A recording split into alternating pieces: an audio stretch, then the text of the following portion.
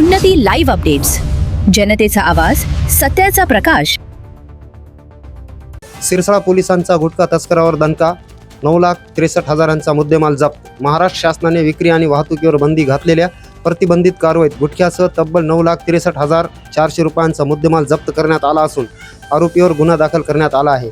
मिळालेल्या माहितीनुसार दिनांक 21 जून 2026 रोजी सायंकाळी 6:30च्या सुमारास पोलीस अंमलदार विकास रामधन मुंडे यांना गोपनीय माहिती मिळाली होती।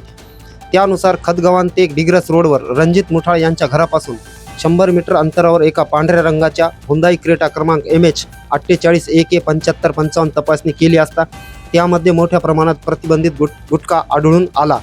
या कारवाईत एकूण 9,63,400 रुपयांचा मुद्देमाल जप्त करण्यात आला। या प्रकरणी अभय दिनेश सोळंके वय 32 वर्ष राहणार मुंगी तालुका धारूर जिल्हा बीड यांच्यावर स्वतःच्या फायद्यासाठी मानवी आरोग्यास घातक असलेल्या पदार्थांची वाहतूक केल्याप्रकरणी गुन्हा दाखल करण्यात आला आहे। सहाय्यक पोलीस निरीक्षक राठोड यांच्या मार्गदर्शनाखाली या गुन्ह्याचा पुढील तपास पोलीस उपनिरीक्षक राठोड करत आहेत। उन्नती लाईव्ह अपडेट्ससाठी रफिक पठाण।